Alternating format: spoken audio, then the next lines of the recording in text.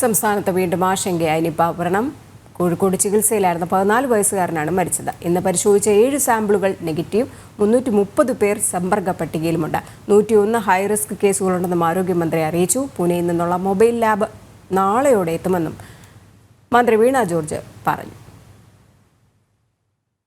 കഴിഞ്ഞ 15-ാം തീയതിയാണ് പാണ്ടിക്കാട് ചമ്പ്രശ്ശേരി സ്വദേശിയായ 15-കാരനെ പനി ബാധിച്ച് ആശുപത്രിയിൽ പ്രവേശിപ്പിക്കുന്നത്.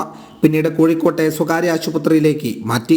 പൂനെ വൈറോളജി ഇൻസ്റ്റിറ്റ്യൂട്ടിൽ നിന്നും നിപ്പയാണെന്ന് സ്ഥിരീകരിച്ചതോടെ കുട്ടിയെ കോഴിക്കോട് മെഡിക്കൽ കോളേജിലേക്ക് മാറ്റുകയായിരുന്നു. ഇന്ന് രാവിലെ 11:30ഓടെയാണ് വെന്റിലേറ്ററിലായിരുന്ന കുട്ടിയുടെ മരണം സ്ഥിരീകരിക്കുന്നത്. പ്രോട്ടോകോൾ പാലിച്ച് വൈകിട്ട് സംസ്കാര ചടങ്ങുകൾ കുട്ടിയുടെ ജന്മനാടായ പാണ്ടിക്കാട് നടന്നു. നിലവിൽ ഇന്ന് പരിശോധിച്ച 7 സാമ്പിളുകളും നെഗറ്റീവാണ്. സമ്പർക്ക പട്ടികയിലുള്ള 330 പേരിൽ 68 പേർ ആരോഗ്യ പ്രവർത്തകർ, 101 പേർ ഹൈറിസ്ക് വിഭാഗത്തിലുമുണ്ട്.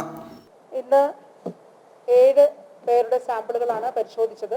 7 സാമ്പിളുകളും നെഗറ്റീവാണ്. 7 പേരുടെ 3 സാമ്പിളുകൾ വീതമാണ് പരിശോധിച്ചത്. ആ 7 സാമ്പിളുകളും നെഗറ്റീവാണ്. ഇന്നത്തെ സമ്പർക്ക പട്ടികയിൽ ഇതുവരെ 330 പേരാണ് ഉൾപ്പെട്ടിട്ടുള്ളത്. അതിലേതാണ്ട് 68 പേർ ആരോഗ്യ പ്രവർത്തകരാണ്. 101ഓളം പേർ ഹൈറിസ്ക് കാറ്റഗറിയിൽ ഉള്ളവരാണ്. 330 പേരാണ് സമ്പർക്ക പട്ടികയിൽ ഇപ്പോൾ ഉള്ളത്. വൈകുന്നേരം 4 മണി വരെയുള്ള കണക്കാണ്. അതേസമയം പൂനെയിൽ നിന്നുള്ള മൊബൈൽ ലാബ് നാളെയോടെ എത്തും.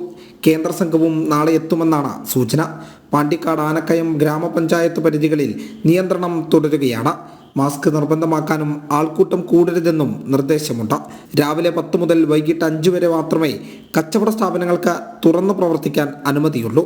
2 പഞ്ചായത്തുകളിലെയും സ്കൂളുകൾക്ക് നാളെ അവധി പ്രഖ്യാപിച്ചിട്ടുണ്ട്. അലോട്ട്മെന്റ് നടപടികൾ സ്കൂളിൽ പ്രോട്ടോകോൾ പാലിച്ച് നടക്കുമെന്നും ആരോഗ്യവകുപ്പ് മന്ത്രി അറിയിച്ചിട്ടുണ്ട്. ജനം, മലപ്പുറം.